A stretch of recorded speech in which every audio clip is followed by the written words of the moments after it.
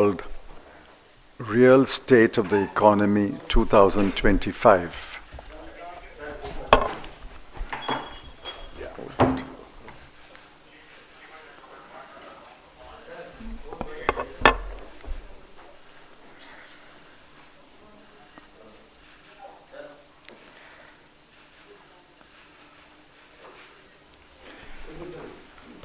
Many of the facts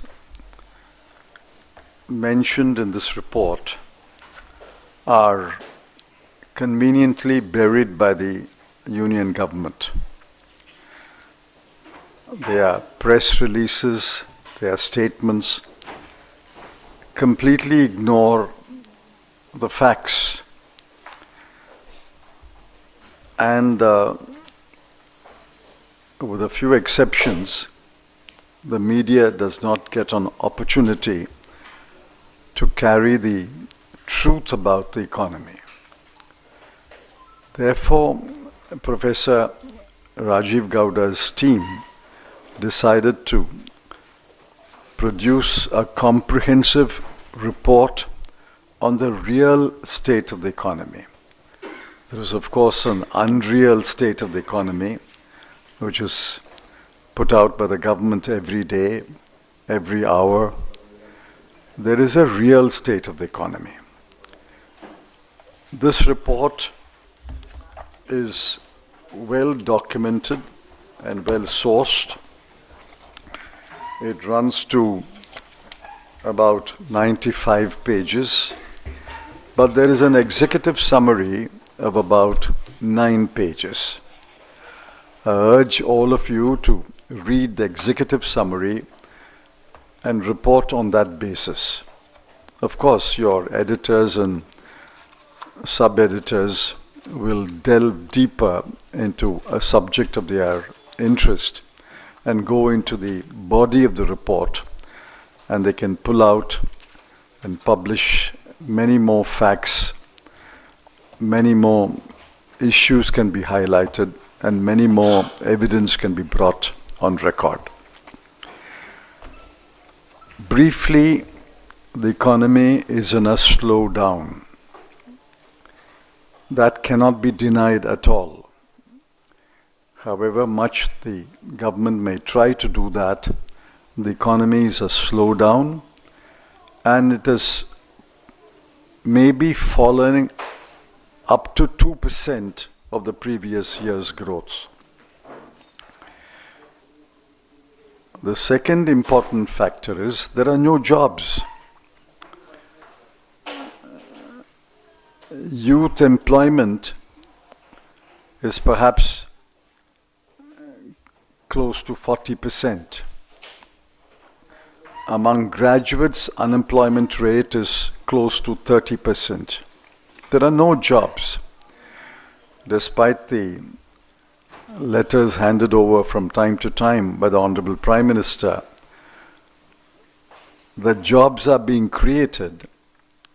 Those letters of appointment are filling jobs already vacant. They are not creating jobs. The third is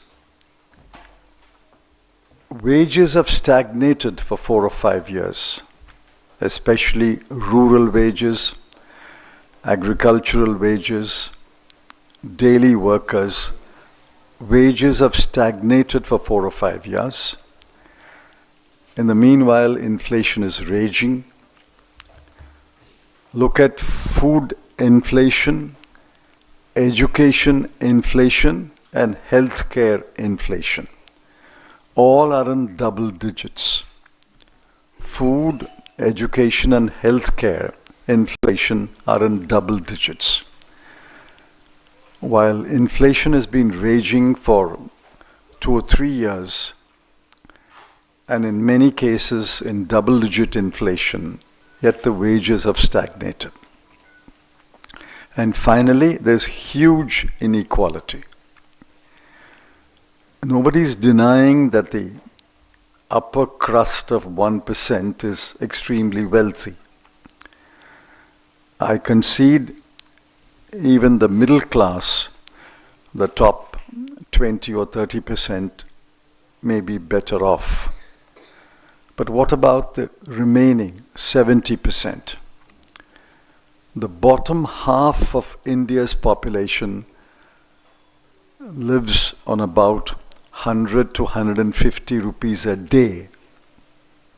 That is 50% of India's population lives on about 100 to 150 rupees a day.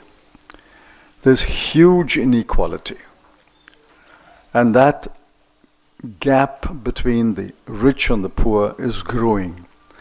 And government has done nothing to address this inequality. Now we can go examine the reasons why we have come to such a pass. But a budget analysis of the last 6 or 7 years will show that the government expenditure on health, education, both higher education and school education, social welfare and rural development has fallen year after year since 2017-18. Allocations for major welfare programs have fallen steeply over the last 7 to 8 years. With that brief introduction, I request Professor Rajiv Gowda to make a very, very brief PowerPoint presentation, and then we can take a few questions at the end. Thank you.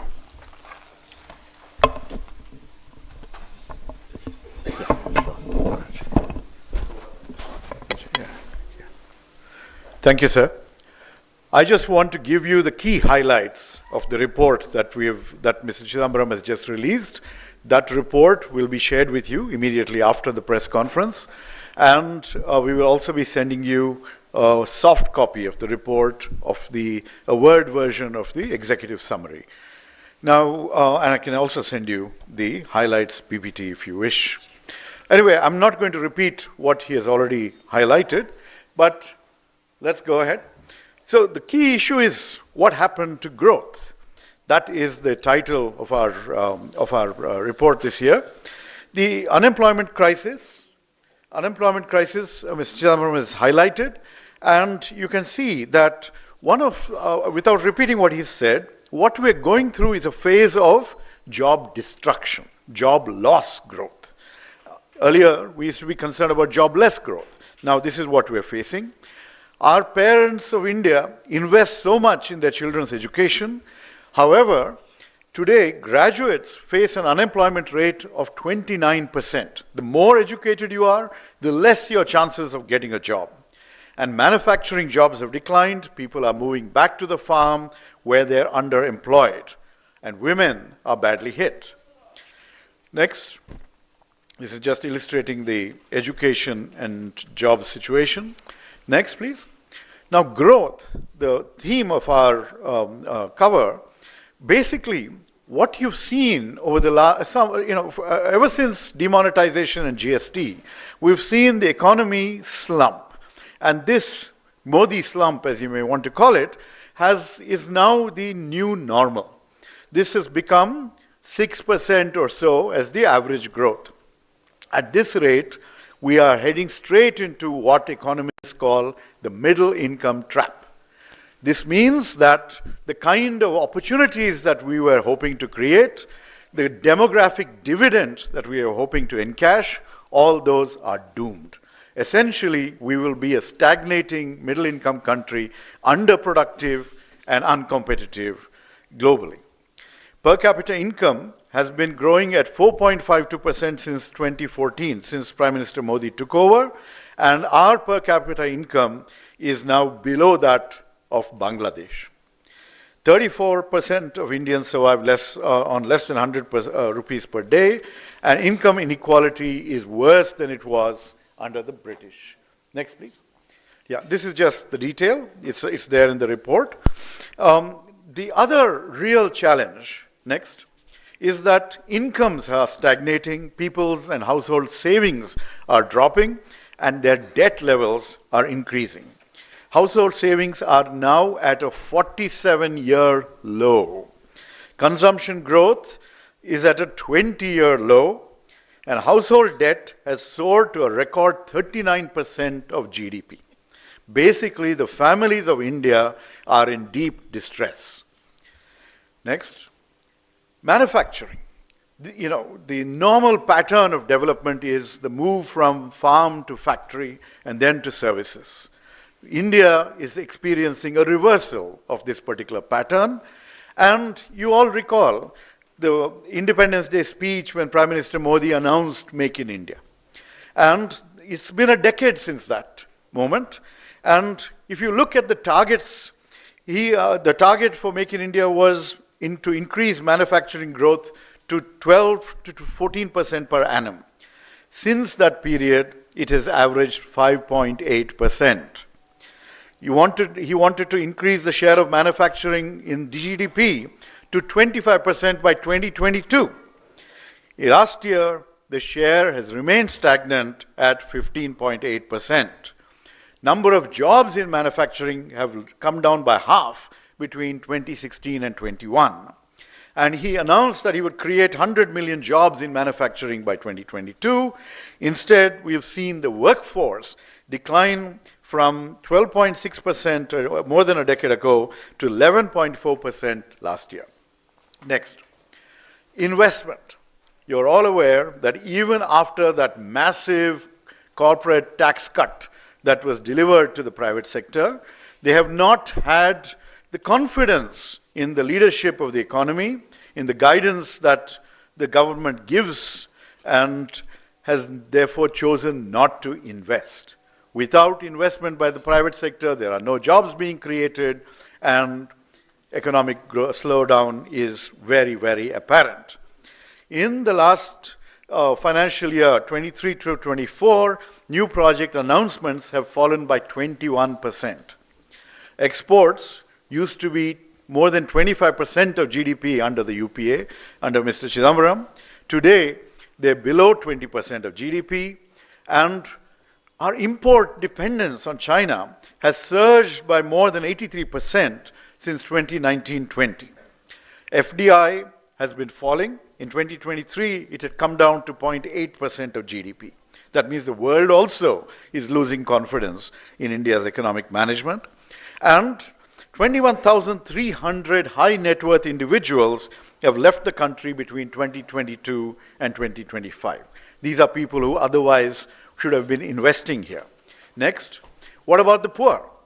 Well, welfare schemes across the board are under attack. Mr. Chidambaram talked about the cuts in health, education, and other welfare programs.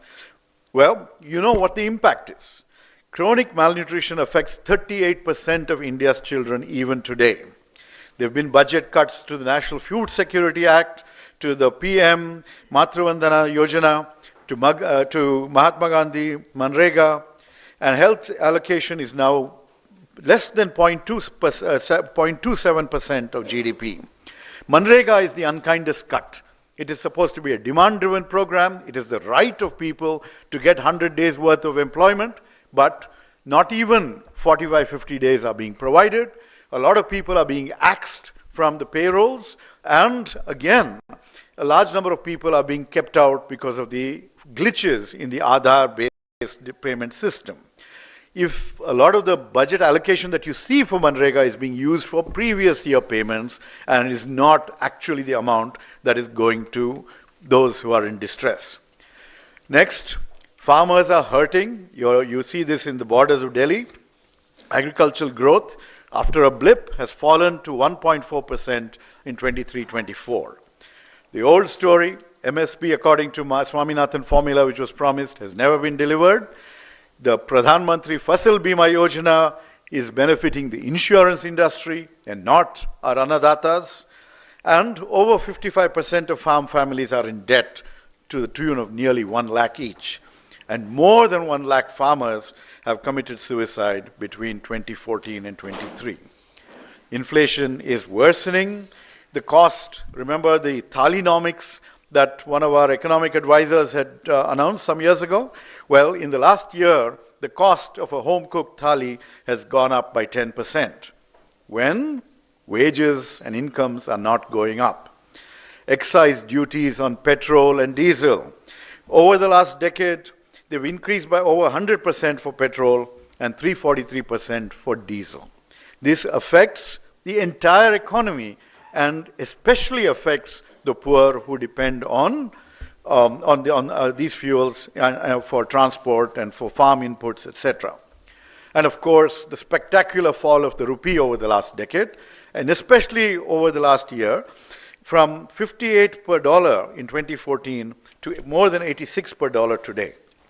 So this is going to make imports even more expensive at a time when there's so much global uncertainty. And finally, the last three sections of this report cover crony capitalism, the attack on various institutions, and NDA equals no data available. So, as you know, the banks, the public sector banks especially, have written off nearly 10 lakh crores over the last 5 years. This is your money and my money that is being just waved off, and people who had borrowed are getting away scot-free. The Adani Group, the government's favorite group, their debt has gone up by more than 1.1 lakh crore, and the substantial investments in these companies is from our own Life Insurance Corporation of India and the State Bank of India. One of our former deputy governors of the Reserve Bank, Viral Acharya, he has published a report showing that 5 groups are monopolizing 40 major sectors of the economy. So what you're seeing is concentration rather than dispersion and competition within the economy.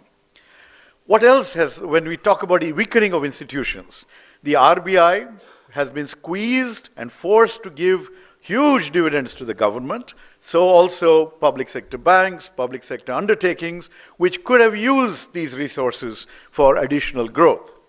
Further, you know that agencies have been misused left and right in the great extortion racket called electoral bonds. And that information all of you have seen after the Supreme Court decision. And finally, inconvenient data is constantly suppressed. For example, in 2017-18, the periodic labor force survey showed that unemployment was at a 45-year high. And as is typical of this government, they rejected it, they called the data flawed, and basically anything that reeks of bad news, instead of treating those as warning signs, the government just hides that data, rejects that data. Basically, the emperor has no clothes, the economy is in deep distress. And now request Supriya Shrinate to speak to you about this and give you the highlights in Hindi. Oh, sorry.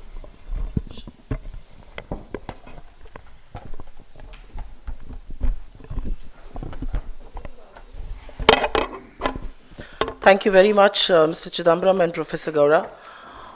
आप सब लोगों को मेरा नमस्कार।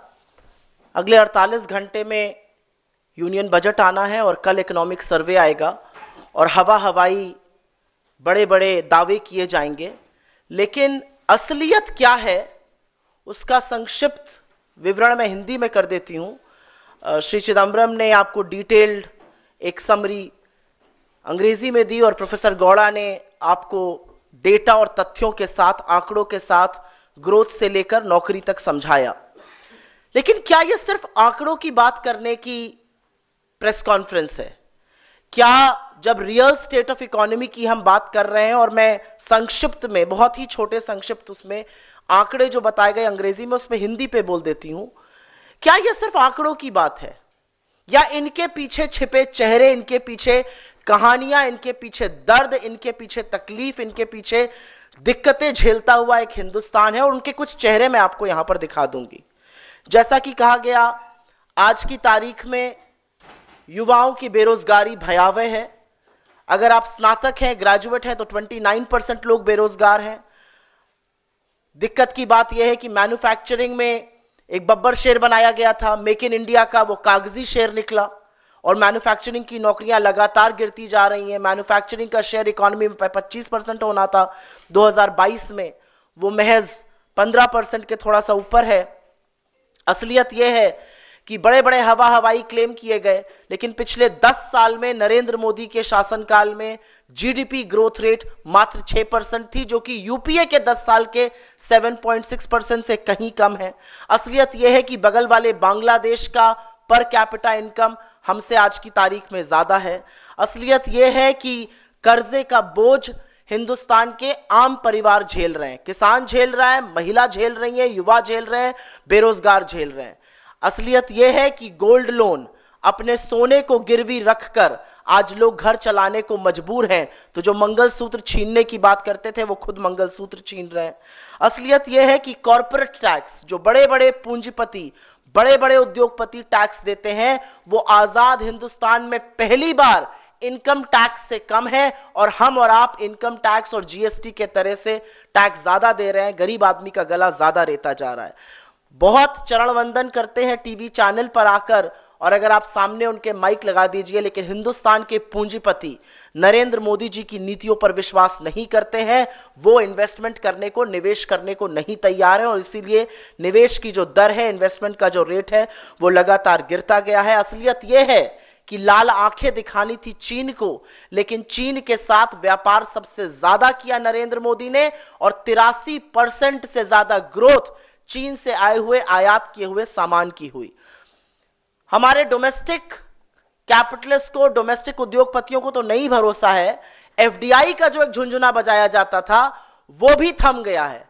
विदेश के लोगों को भी मोदी जी की नीतियों पर, उनके शब्दों पर भरोसा नहीं रह गया, और इसीलिए एफडीआई भी गिर रहा है। असलियत यह है कि अगर लोगों के पास देश छोड़कर बाहर जाकर बसने का मौका है, बाहर जाकर निवेश करने का मौका है, तो असल में वो कर रहे हैं। 21,000 से ज्यादा हाई नेटवर्थ इंडिविजुअल्स ने इस देश की नागरिकता छोड़ दी है। कोई सरकार क्या करेगी? वो गरीबों पर ध्यान देगी, शिक्षा पर ध्यान देगी, स्वास्थ्य पर ध्यान देगी, वेलफेयर पर ध्यान देगी, सामाजिक कल्याण पर ध्यान देगी। लेकिन आपको सुनकर आश्चर्य होगा कि मोदी सरकार ने एजुकेशन का, शिक्षा का, स्वास्थ्य का, सामाजिक कल्याण का बजट लगातार पिछले 7 से 8 सालों में घटाया है, बातें ये जो भी कर लें। असलियत यह है कि किसान, 55% किसान कर्जे के बोझ के तले दबे हुए हैं। असलियत यह है कि महंगाई से लोग त्रस्त हैं। महंगा आटा है, महंगी दही है, महंगी सब्जियां हैं, महंगी शिक्षा है। रुपया जो कि दुबला होता जा रहा था जब नरेंद्र मोदी इस देश के एक मुख्यमंत्री थे, उनको 58 पे दिया गया था, श्री चिदम्बरम ने उनको 58 पे दिया था, वो 87 पर पहुंच गया है। असलियत यह है कि जो चंद पूंजीपति मोदी जी के जिगर के टुकड़े हैं, उनको सारी सुविधाएं मिल रही हैं, उनके लिए नीतियां बन रही हैं। अडानी ग्रुप का कर्जा करीब करीब 1 लाख करोड़ से ज्यादा का है। असलियत यह है कि जिन एजेंसियों से इस देश के लोगों को सहूलियत दी जाती, वो एजेंसियां बीजेपी की फ्रंटल बन के चंदा दो धंधा लो जैसे इलेक्टोरल बॉन्ड्स चला रही हैं, और ये मोटे तौर पर आंकड़ों के साथ की कहानी है। मैं 2 मिनट में आपको यह कहानी 4 तस्वीरों से बयां करना चाहती हूं। यह तस्वीर सुमन की है। सुमन उत्तर प्रदेश के एटा की रहने वाली थी। 1.5 साल पहले उसके पति की मौत हो गई। उसके 6 बच्चे और उसकी एक बूढ़ी सास उसके साथ रहते थे। उसने 50,000 का कर्जा भी लिया घर चलाने के लिए। एक दिन जब वो आटा निकालकर रोटी बनाने के लिए गई तो सिर्फ 6 रोटियां बन पाई। 6 रोटियों का आटा था, 8 लोग खाने वाले थे। सुमन ने सल्फास खा के अपनी जान दे दी, और जान देते वक्त अपनी बड़ी बेटी से कहा, सबका ध्यान रखना। यह है कर्ज, यह है आर्थिक तंगी, यह है बदहाली। यह तस्वीर है झांसी के रामकिशन किसान की। 1-2 साल से उनकी फसल बर्बाद हो रही थी। उन्होंने कर्ज लिया था, उस कर्ज को वो अदा नहीं कर पा रहे थे। बेटी की शादी के लिए कर्ज लिया था। परेशान होकर और आगे स्थिति संवरती ना देखकर उन्होंने हताश होकर अपनी जान ले ली। ये 55% वो किसान हैं जो आज कर्जे के तले दबे हुए हैं। ये आंकड़े नहीं हैं, ये चेहरे हैं, ये असल कहानियां हैं, ये असल लोग हैं हिंदुस्तान के। यहां पर एक तस्वीर एक युवा दंपति की है, संचिता और हरीश। यह घटना जुलाई 2024 की है। हरीश ने एमबीए किया था, उसकी नौकरी चली गई, बहुत हाथ पैर मारे, नौकरी नहीं मिली। हरीश ने बनारस का रहने वाले थे, अपने घर में फांसी लगा के जान दे दी, और जब यह खबर उसकी पत्नी संचिता को मिली तो उसने गोरखपुर में अपनी जान दे दी। यह बेरोजगारी है इस देश की, यह आंकड़ा नहीं है, यह चेहरे हैं, यह असलियत है। आर्थिक तंगी से 22,000 से ज्यादा लोग अपनी जान दे चुके हैं। और यह फोटो बस एक पुणे की ऑफिस की दिखा रही हूं आपको। 100 लोगों के फ्रेशर्स की नौकरी लगनी थी और लाइन का अंत नहीं हो रहा था। हजारों लोग 100 लोगों की लाइन में लगे हुए थे। यह पुणे की तस्वीर है। यह जो आर्थिक स्थिति आपको बताई, और इसके बाद आपके सवालों का स्वागत रहेगा, यह जो आर्थिक स्थिति आपसे साझा की गई है, यह आंकड़े नहीं है, यह हिंदुस्तान की वो असलियतें हैं जो ये चेहरे बयां कर रहे हैं। वो बेबसी, वो दर्द, वो तकलीफ जिसको सुनकर नरेंद्र मोदी और उनकी सरकार के लोग कहते हैं हम लहसुन प्याज नहीं खाते, पकौड़े तल लो, हम 5वीं अर्थव्यवस्था बन गए। आप चांद पे पहुंच जाइए, अगर सुमन को आटे की तंगी से जान देनी पड़ रही है तो लानत है आपकी सरकार पर, लानत है आपके हवाई वादों पर। क्योंकि आपकी किताबों में मौसम बहुत गुलाबी है, लेकिन वो सारे दावे झूठे हैं, वो आंकड़े किताबी हैं, ये असलियत है। आपके सवालों का स्वागत है। Your questions are welcome. Please direct them to the architect of this report and of course mister Chidambaram.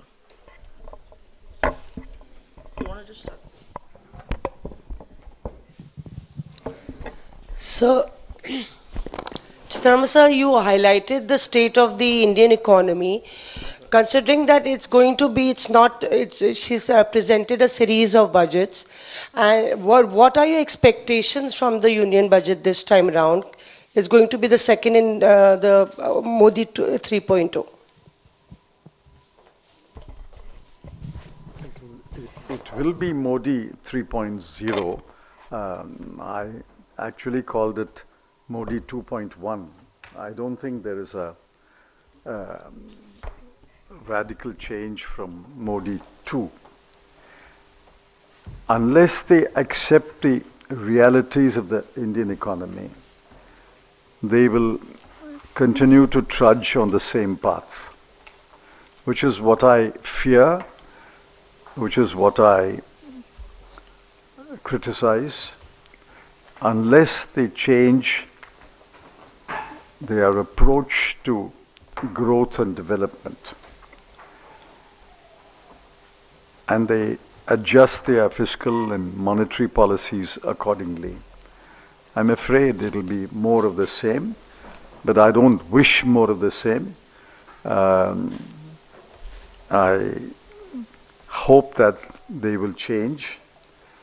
But if they have not changed until yesterday in their pronouncements, there is barely 48 hours for them to change.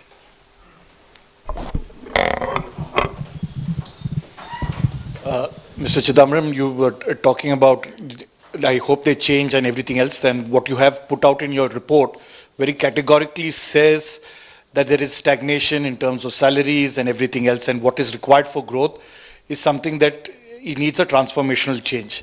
Having said that, we are told that the government is attempting a direct tax code, which the UPA also attempted to do so, and somehow didn't go forward. Now I think the Prime Minister and the Finance Minister are keen on simplifying things to a great extent. Do you think that this will help to give a new fervor to the middle class, which has been stagnating in the last, as per your report, and has been seen with growth really going forward, not going forward? Direct taxes are a small part of the economy. The number of people who pay income tax, which is what the direct taxes code is, the number of people who pay income tax is about 8 crore or so. And out of them, little over 5 crore file nil tax returns. So the direct taxes code really applies only to about 3 to 4 crore people. I welcome a direct access code. We attempted, Mr. Pranab Mukherjee attempted, but it failed. Failed because the BJP leaders in the Lok Sabha and Rajya Sabha told me that they have no appetite for any more reform. This is in 2013-14. I'm quoting the words, we have no appetite for any more reform, and if the Dr. Manmohan Singh government brings major reform bills, we're not going to support it. The direct access code could not have been passed without the opposition support at that time, because the government did not have an absolute majority. The Congress did not have an absolute majority in both houses. So I will welcome the attempt to introduce a direct access code, but if the direct access code is going to be a similar exercise like the so-called IPC, CRPC, Indian Evidence Act revisions, it's a waste of time. Because as you know, 90 to 99% of the old 3 laws were cut and pasted into the new law. If the present Income Tax Act is going to be cut and pasted 90 or 95%, it's a waste of time.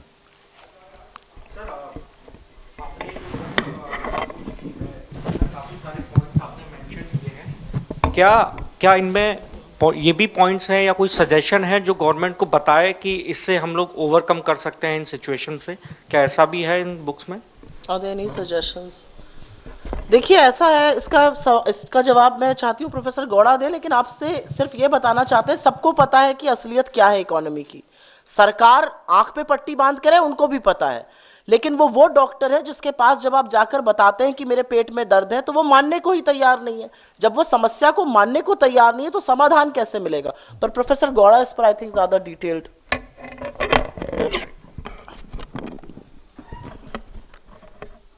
Our job is to tell the truth about the economy and to lay out the facts. The government's job, that's why they've been elected, is to actually act on the facts and find solutions. If you want solutions, look at our manifesto. They've already done that. They've taken our apprenticeship program and turned that into some version of an internship program. So we have lots of suggestions for how to improve the economy. It's there in our manifesto. They have been taking some of them. They're welcome to take more in the interest of the people of India. But most importantly, let this report open their eyes to the reality and to the human tragedies that Supriya Shrinate so eloquently elucidated in front of you.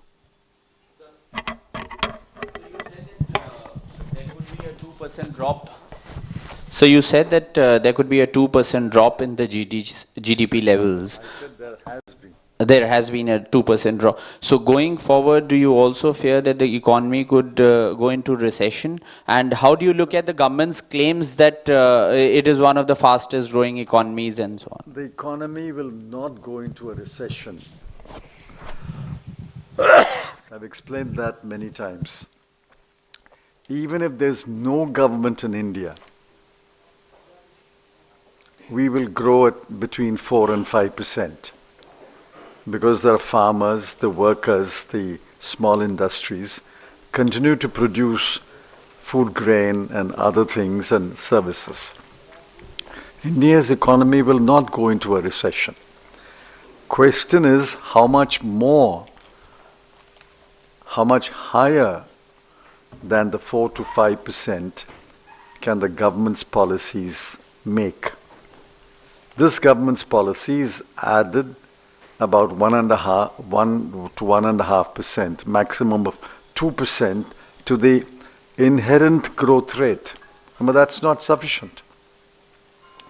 I pointed out in one column that we are indeed the fastest growing economy in the world. But please remember, growing at 2.7% last year, the US added $787 billion to GDP in that 1 year. So 2.7% adds $787 billion. China grew last year at 4.9% and it added $895 billion to its GDP. At 4.9, it adds 895 billion. We are growing at a faster rate. There's no doubt about that.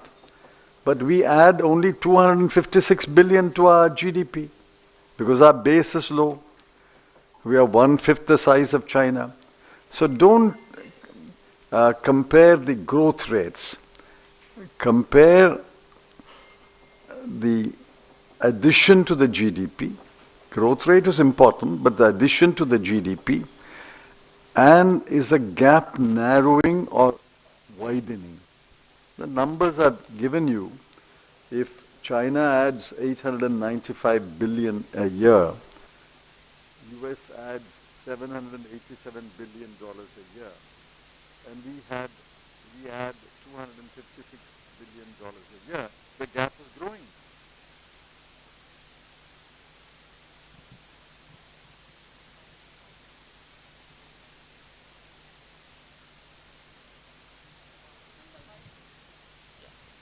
The argument comes from the opposition side, be the BJP or the other parties, is that if so my question is basically when Congress talks about the economic slowdown and everything, an argument that comes from the opposition side, from the BJP, is that if you have such experts from the Congress side, why not work on the Himachal Pradesh government? Why not talk about the fiscal dip that is going on in Himachal Pradesh? So what is Congress doing in that? They're saying that the BJP says that if you have such great economists, why don't you work in Himachal Pradesh where things are falling? So that's not true actually. But we are talking about India's economy. Fiscal policy of India is not decided by a state government. Monetary policy is not decided by the state government. Direct taxes are not decided by the state government. GST, state governments have a role, but it's overwhelmingly weighted in favor of the central government. Therefore, we are talking about the national economy, the India's economy, and you turn around and repeat their question, why don't you work on Himachal Pradesh? Himachal Pradesh is not an independent country. So in last 10-11 years, unemployment has been one major issue that opposition has been raising. As a former finance minister, what do you think, what's wrong with the government's approach in terms of addressing this issue? And any suggestions that you would like to make to the government of India to address this issue? If I make a suggestion, it will be shot down. So the best suggestion is not to make it. An extension to that question on unemployment, Mr. Gaura, because it's one of the issues that you've red flagged in your report. Could you highlight the particular areas or the areas of concern where the unemployment slump is more? And also, you also come from Bengaluru, so the Indian government is talking about digital transformation and how it's going to peg up the economy and employment. So how is the economy faring on that front as far as employment is concerned? So when you look at the various sectors of the economy, you see that more growth of jobs is happening in agriculture. Now, agriculture generates just 15-16% of overall GDP, has to support nearly 50% of the population. So this is a very unproductive or underproductive allocation of people and resources. Okay? What we need is to shift people from agriculture to manufacturing. So there, the micro, small and medium enterprises, the small businesses, the small firms, they were all destroyed either by demonetization or by the way GST was implemented. Now you're starting to see single operations picking up a little bit, and it'll take some time for them to revive. They are actually potential job creators, but this government hasn't shown the kind of concern and investment that's required there. where they've tried to create production-linked incentives, except for big companies like Apple that have come in here. You import the components, you assemble here, and you export. You're not doing any extraordinary value added. So while there is a uptick, it's not enough. Now, when you talk about Bengaluru and you talk about the digital economy, we are on the verge of revolutions. You're looking at artificial intelligence, which can change the nature of jobs going forward. Is there anything, can we expect anything in this budget that will be proactive and farsighted and allow for training of our youngsters so that they are ahead of the game? You're seeing China, literally shattering the US's dominance in the domain of artificial intelligence just in the last few days. So basically, this is a government without a clue. And whatever, as Mr. Chidambaram pointed out, the people of India are keeping the economy humming. What you need is sustained 8% and above growth rates like you had during the UPA era for all of us to see, inclusive growth, more opportunities, more jobs, and a chance for our children to have better lives than us. That is the challenge. And you're not seeing it in this government. Instead, so what the government should do, for example, this extraordinary petroleum taxes, that is one area that they could lower a little bit. They've been covering the fiscal deficit substantially by squeezing each one of us. Right? If they were to leave more money in our pockets, then consumption can pick up, growth can pick up, jobs can pick up. That is not something these people are willing to do. Instead, what you see is more allocations towards cronies and the rest of us in the hands of God. I would like to add something to this just for people right here. मुझे बहुत खुशी है कि आज अर्थव्यवस्था पर आप लोग इतने सारे उत्सुक सवाल पूछ रहे हैं. आप सब जानते हैं असलियत क्या है, आप देखते हैं असलियत क्या है सड़कों पर, आप वो सवाल पूछ रहे हैं. लेकिन आपके जो साथी प्राइम टाइम शोज करते हैं, डिबेट्स होते हैं, मैंने तो एक डिबेट महंगाई पर होते हुए नहीं देखा. मैंने एक डिबेट इस पर होते हुए नहीं देखा कि आईआईटी बॉम्बे में 34% लोगों का प्लेसमेंट नहीं हुआ. मैंने डिबेट होते हुए नहीं देखा कि किसानों की एमएसपी नहीं है, उन पर इतना कर्जा है. मैंने डिबेट होते हुए नहीं देखा कि हाउस होल्ड सेविंग्स 50 साल में अपने सबसे निचले स्तर में है. ये असलियत है हिंदुस्तान की. डिबेट किस पर होगा? कहीं पर खुदाई चल रही है, फलाने ने कुछ कह दिया, ढिमकाने ने कुछ कर दिया. मेरा अपना मानना है सरकार असलियत से भाग रही है, सरकार मुंह मोड़ रही है क्योंकि असलियत उनके लिए दिक्कत तलब है. लेकिन इस देश का जो चौथा स्तंभ है, जो मीडिया है, वो भी मुद्दों से भागकर मुद्दों से ध्यान इसलिए भटका रहा है क्योंकि सच जो सामने आएगा, जो ऐसी रिपोर्टें हैं जिसमें यह सच कैद है, वो रिपोर्टें असहज करती हैं सरकार को. मैं आप में से बहुतों के न्यूज चैनल पर जाती हूं और वहां पर जब मैं तथ्य और आंकड़े रखने लगती हूं तो तुरंत डिबेट को दूसरी तरफ मोड़ दिया जाता है या ब्रेक ले लिया जाता है. तो मुझे लगता है कि मीडिया जो 2014 से पहले अर्थव्यवस्था पर उत्सुकता दिखाता था, सवाल पूछता था, डिबेट करता था, कटघरे में खड़ा करता था, इस प्रेस रूम के बाहर निकलकर भी ऑन स्क्रीन यह काम जरूर होगा. Do you want to answer any other questions other than this? What other questions? Ask. We want to stick to this report today.